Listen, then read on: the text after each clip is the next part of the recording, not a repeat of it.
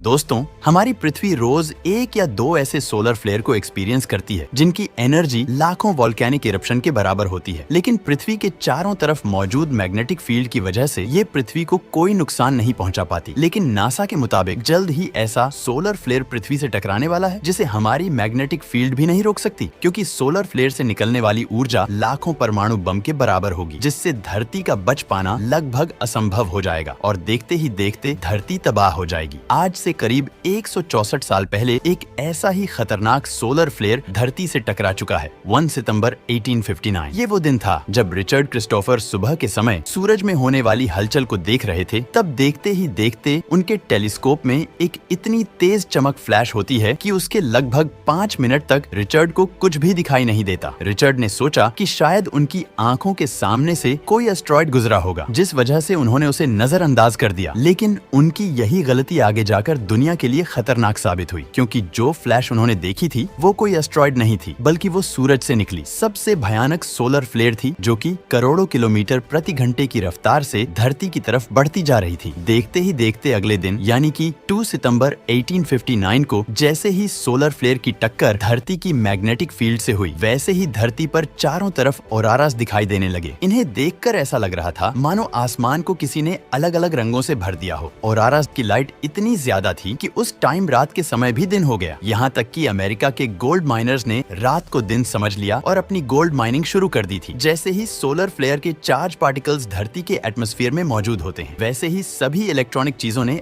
आग पकड़ ली। इतना ही नहीं, बल्कि तारों में बाहरी इलेक्ट्रिक फ्लो के कारण लोगों को बिजली के तेज झटके लगने लगे, जिसके कारण हजारों लोगों की जान चली गई। इतना ही नहीं, बल्कि ये सोलर फ्लेयर इतना खतरनाक था कि लाइट से चलने वाली चीज जैसे टीवी और पंखे लाइट न होने के बावजूद भी ऑटोमेटिक चलने और बंद होने लगे। और वहीं पर हॉस्पिटल्स में बिजली न होने के कारण कई हजार लोगों ने हॉस्पिटल्स में अपना दम तोड़ दिया। जब सोलर फ्लेयर और ज्यादा मजबूत हुआ, वैसे ही पूरी दुनिया अंधेरे में चली गई। इतना सब होने के बावजूद भी धरती तबाह होने से इसलिए बच गई क्योंकि ये सोलर फ्लेयर उतना ताकतवर नहीं था और उस समय बिजली इतनी ज्यादा इन्वेंट भी नहीं हुई थी। लेकिन आज के समय में 90% तक दुनिया में बिजली मौजूद है। अगले आने वाले सोलर फ्लेयर में अगर ध्यान दिया जाए तो उसमें सबसे बड़ी बात ये है, नासा ने बताया है कि इस समय का सोलर फ्लेयर 1859 के सोलर फ्लेयर से 100 गुना ज्यादा ताकतवर होने वाला है। धरती की बात की जाए तो उस समय के सोलर फ्लेयर से ये सोलर फ्लेयर धरती पर 1000 गुना ज्यादा इफेक्ट करेगा, जो कि ये एक बहुत ही बड़ी चिंता का विषय है। क्योंकि आप सोच ही सकते हो, जब उस समय भी इतनी ज्यादा तबाही हुई थी तो उससे 1000 गुना ज्यादा तबाही कितनी बड़ी होने वाली है। इसलिए इस बात से नासा भी बहुत चिंतित है। इसे देखने के लिए नासा ने सूरज के करीब एक सैटेलाइट लॉन्च कर दी है। लेकिन सबसे बड़ी बात यह है कि जब ये सैटेलाइट इस सोलर फ्लेयर को डिटेक्ट करके उसके सिग्नल हम तक पहुंचाएगा, तब धरती को बचाने के लिए इंसानों के पास सिर्फ 30 मिनट का समय ही होगा। लेकिन 30 मिनट में कुछ भी नहीं हो पाएगा और इस धरती को बचा पाना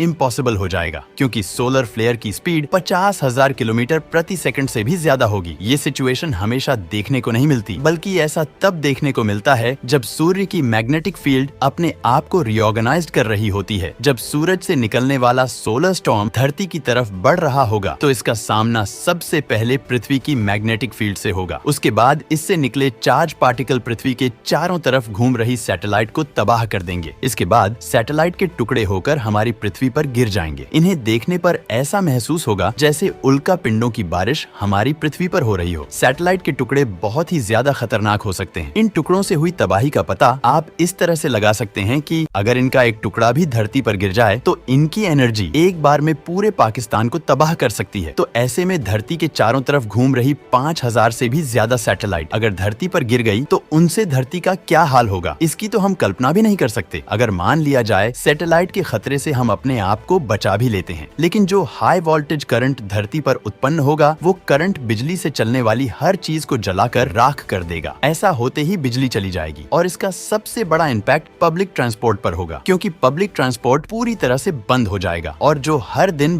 20 करोड़ से भी ज्यादा लोग कहीं ना कहीं ट्रैवल करते रहते हैं, उनका सफर एकदम से थम जाएगा। साथ ही साथ जो लोग अन्य गाड़ियों से सफर करते हैं उनका सफर भी थम जाएगा, क्योंकि ट्रैफिक जाम इतना हो जाएगा कि उसमें से निकलना नामुमकिन हो जाएगा। और साथ ही साथ खतरनाक एक्सीडेंट भी होने लगेंगे, जिससे हर तरफ अफरा तफरी का माहौल हो जाएगा। सोलर स्टॉर्म से इमरजेंसी सर्विसेज भी इम्पैक्ट होगी। इसके कारण लाइट से चलने वाले सभी इक्विपमेंट बंद हो जाएंगे। इसके कारण ना जाने कितने लोगों की पल भर में ही जान चली चली जाएगी। इसके कारण पूरी दुनिया की जीडीपी को भी बहुत बड़ा नुकसान होगा, क्योंकि दुनिया का हर काम बिजली से जुड़ा हुआ है और इस नुकसान की भरपाई जल्दी नहीं हो पाएगी। लेकिन भरपाई के बारे में तो हम तब सोचेंगे जब हम जिंदा रह पाएंगे, क्योंकि ऐसा माना जा रहा है कि ये इतना खतरनाक सोलर स्टॉर्म होगा कि धरती के पूरे जीवन को खत्म कर देगा। इसके कारण जीव जंतुओं की जान तो जाएगी ही, बल्कि हम इंसानों को भी गंभीर बीमारियां हो जाएगी। साथ ही साथ हमारा इम्यून सिस्टम भी कमजोर हो जाएगा, जिसके कारण बैक्टीरिया और वायरस हमारे अंदर जगह बना लेंगे और हॉस्पिटल अवेलेबल ना होने के कारण सभी लोगों की जान जाने लगेगी।